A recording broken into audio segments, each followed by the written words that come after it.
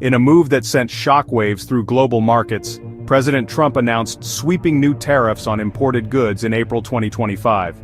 The president, known for his assertive trade policies, framed the tariffs as a decisive step to protect American jobs and revitalize domestic manufacturing.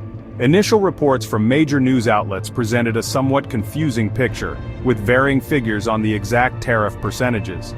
While NBC reported a 25% tariff on foreign-made automobiles and auto parts, Reuters indicated a 10% tariff on all imports, with potentially higher rates for specific countries. The Washington Post, meanwhile, cited a proposed 20% tariff on a broad range of imports. These discrepancies, stemming from the complexities of the tariff structure and the evolving nature of the announcement, fueled uncertainty in the business community and among consumers. Despite the initial confusion, the overarching message was clear.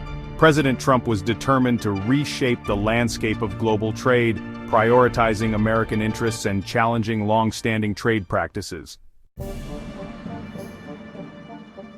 The White House defended the tariffs as a necessary measure to shield American industries from what it perceived as unfair trade practices. President Trump, echoing his long-held stance, argued that decades of globalization had led to the outsourcing of American jobs and the hollowing out of the manufacturing sector. By making foreign goods more expensive, the administration aimed to incentivize consumers to buy American-made products, thereby boosting domestic production and creating jobs. The tariffs, according to the administration, were not merely about protectionism. They represented a strategic maneuver to rebalance global trade and ensure a level playing field for American companies. The administration believed that by taking a tough stance on trade, it could negotiate more favorable terms with key trading partners like China, Japan, and South Korea. The announcement of the tariffs triggered immediate concerns about potential economic repercussions, both domestically and globally. Economists warned of a possible rise in inflation, as the cost of imported goods, ranging from automobiles and electronics to clothing and food, would likely increase. This, in turn, could erode consumer purchasing power, particularly among middle and lower-income households. Some experts cautioned that the tariffs could stifle economic growth, as businesses reliant on imported components might face higher production costs and reduced profitability.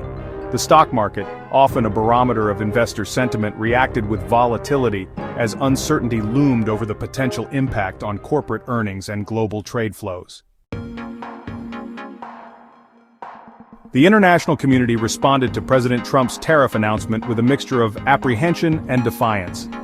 Key trading partners, including China, Japan, and South Korea, expressed their displeasure and vowed to take retaliatory measures. The prospect of a tit-for-tat trade war, with escalating tariffs and counter-tariffs, raised fears of a global economic slowdown, jeopardizing years of interconnectedness and economic integration.